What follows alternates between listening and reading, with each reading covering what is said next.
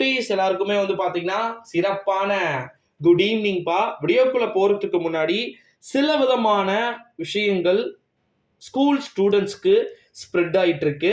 Election வந்து இருக்கு, அதனால வந்து ரிசல்ட் டேட் வந்து தள்ளி போகலாம் அப்படின்னு சொல்லிட்டு ஒரு சில யூடியூபர்ஸ்லாம் வந்து பாத்தீங்கன்னா வீடியோ போடுறாங்க ப்ரோ. அந்த யூடியூபர்ஸும் உங்க ஃப்ரெண்ட்ஸ் தான் ப்ரோ அப்படின்னு சொல்லிட்டு சொல்றீங்க. ஆமா, ஒருத்தர் போட்டிருக்காரு. எலெக்ஷன் டேட் வந்து நான் ஃபர்ஸ்ட் சொல்லிடுறேன்ப்பா. அதுக்கு முன்னாடி ரிசல்ட் எப்படி வரப்போகுது அப்படின்னா, எந்தெந்த சப்ஜெக்ட்டுக்கு கிரேஸ் மார்க் கொடுக்க போறாங்க அப்படின்ற அனௌன்ஸ்மெண்ட் எல்லாமே இப்போ வரைக்கும் டீச்சர்ஸ் மதிப்பெண்களை அள்ளி போடுங்க அப்படின்னு சொல்லிட்டு எஜுகேஷன் டிபார்ட்மெண்ட் முன்கூட்டியே வந்து சொல்லிட்டாங்க. இதுக்கிடையே காலேஜ் ஸ்டூடெண்ட் வந்து இருக்காங்க. காலேஜ் ஸ்டூடெண்ட்டுக்கு எக்ஸாம் எப்போன்ட்டு annual exam 6th 7th 8th 9th students நல்லா புரிஞ்சுக்கோங்க. 6th 7th 8th 9th annual exam April 10 முடிக்க ஆணை வந்து போட்டிருக்காங்க. ஓகேங்களா? ஏன், என்ன ரீசன் அப்படின்றத முதல்ல நல்லா புரிஞ்சுக்கோங்க. இவங்களுக்கு எக்ஸாம் முடிச்சிட்டோம் அப்படின்னா பேப்பர் கரெக்ஷன் பண்றதுக்கு அவங்க கிளம்பணும். யாரு? 10, 11, 12ஆம் வகுப்பு மாணவ செல்வங்களுக்கு பேப்பர் கரெக்ஷன் பண்ண டீச்சர்ஸ் வந்து கிளம்பணும். ஆனா எலெக்ஷன் டேட் என்னைக்குன்னா ஏப்ரல் 19 தான். அதாவது எலெக்ஷன் டேட்டு.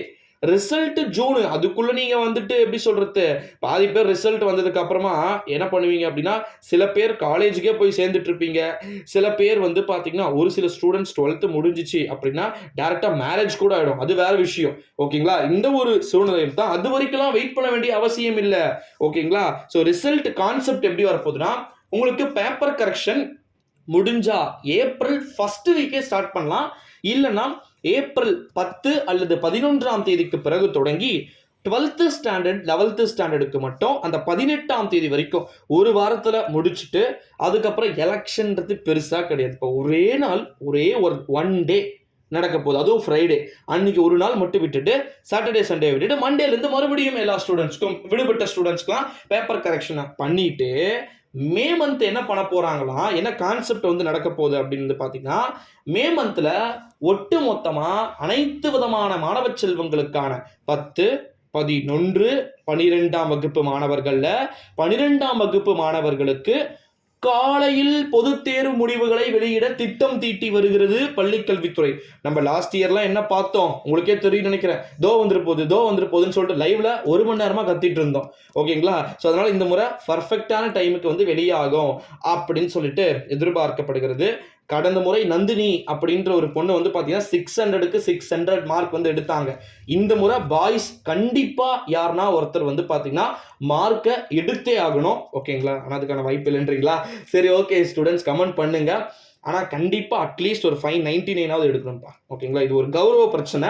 அதுக்கப்புறமா இன்னொரு ரிசல்ட் என்னன்னா, கிரேஸ் மார்க் எந்தெந்த சப்ஜெக்ட்டுக்கு ப்ரோ இருக்கு ப்ரோ? நான் வந்து 11th ஸ்டாண்டர்டு வேற பிசிக்ஸ்ல 3 மார்க் டஃப்பாக இருந்துச்சு, 2 மார்க் 1 2 எழுதுனேன், மற்றபடிலாம் கொஞ்சம் ஒரு 15-20 மார்க் கூட வராது ப்ரோ, எனக்கு பாஸ் வருமா அப்படின்னு வந்து கேட்டிங்கன்னா, பேப்பரை நல்லா ஓரளவு ரொம்ப ரொம்ப அழகாக நீட்னஸ் ப்ரெசன்டேஷன் பண்ணி எக்ஸாம்ஸ் எழுதிருந்தீங்கன்னா, அதான் நான் தம்ப்ளைன்லேயே போட்டிருக்கல, மதிப்பெண்களை அள்ளி போடுங்க. கடந்த காலம் அதற்கு முன்னாடியெல்லாம் வந்து பார்த்தீங்கன்னா பேப்பர் கரெக்ஷன் பண்ணும்போது சம்திங் ஒரு சில மிஸ்டேக்ஸ் இஷ்யூஸ்லாம் வந்து போச்சு அப்படின்னு சொல்லிட்டு சொல்லியிருந்தாங்க. ஸோ அதனால் இந்த முறை இந்த மாதிரி எந்த விதமான பிரச்சனையுமே வந்து இருக்காது அப்படின்னு சொல்லிட்டு சொல்லியிருக்காங்க. அது மட்டும் இல்லாமல் இன்னொரு இம்பார்ட்டண்ட்டான ஒரு நியூஸ் என்ன அப்படின்னு வந்து பார்த்தீங்கன்னா, 10, 11, 12ஆம் வகுப்பு மாணவர்கள்லேயே அதீத தேர்ச்சி யாருமா பெற போறீங்க? நான் இப்போ சொல்லிடுறேன் பாருங்க, 12ஆம் வகுப்பு மாணவர்கள் தான். ஏன்னா அவங்களுக்கு ரொம்ப ரொம்ப கொடூரமாக கேட்கப்படும் என்று நினைத்த 12ஆம் வகுப்பு தேர்வு முடிவுகள் மிகவும் எளிமையான முறையில் கேட்கப்பட்டு விட்டது அப்படின்னு வந்து சொல்லலாம். ஸோ அதனால டோட்டலாக எல்லாத்துலேயுமே சம்பவம் உறுதி அப்படின்னு சொல்லலாம். மேக்ஸில் எல்லாருமே வந்து பார்த்தீங்கன்னா பெரும்பாலான ஸ்டூடெண்ட்ஸ் 50க்கு மேலே எடுப்பீங்க. அப்படின்னா கட் ஆஃப் அசால்ட்டாக உயரும். ஸோ வெயிட் பண்ணி பார்க்கலாம். நெக்ஸ்ட் அடுத்தடுத்து அப்டேட் பண்ணுறேன். தேங்க்யூ.